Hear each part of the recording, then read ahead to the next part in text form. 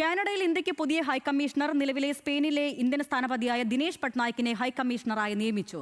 ഇന്ത്യയിലെ Canadian ഹൈക്കമ്മീഷണറായി Christopher സ്കൂട്ടറിനെ Canada നിയമിച്ചു. ഖലിസ്ഥാൻ നേതാവ് നിജാറിന്റെ വധവുമായി ബന്ധപ്പെട്ട് വഷളായ ഇന്ത്യ കാനഡ ബന്ധം പുനഃസ്ഥാപിക്കുന്നതിന്റെ ഭാഗമായാണ് ഇരു രാജ്യങ്ങളും നയതന്ത്ര പ്രതിനിധികളെ നിയമിച്ചത്. അനുപമ ശ്രീദേവി നൽകും വിശദാംശങ്ങൾ. അനുപമ, എന്തെല്ലാമാണ് നൽകാൻ കഴിയുന്ന വിവരങ്ങൾ?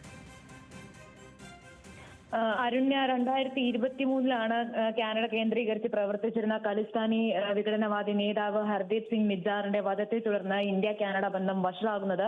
ഏകദേശം 2 വർഷത്തിനു ശേഷം ഈ ബന്ധം പുനഃസ്ഥാപിക്കാനുള്ള ശ്രമങ്ങളുടെ ഭാഗമായാണ് ഇന്ത്യയും കാനഡയും ഇരു രാജ്യങ്ങളിലുമായി നയതന്ത്ര പ്രതിനിധികളെ നിയമിക്കുന്നത്. ഇന്ത്യയുടെ കാനഡയിലെ നയതന്ത്ര പ്രതിനിധിയായിട്ട് ഹൈക്കമ്മീഷണറായിട്ട് ഇപ്പോൾ നിയമിച്ചിരിക്കുകയാണ് ദിനേശ് പട്നായിക്കിനെ. ദിനേശ് പട്നായിക്കിനൊപ്പം ഏകദേശം 5 നയതന്ത്ര പ്രതിനിധികളെ കൂടി കാനഡയിൽ നിയമിച്ചിട്ടുണ്ട്.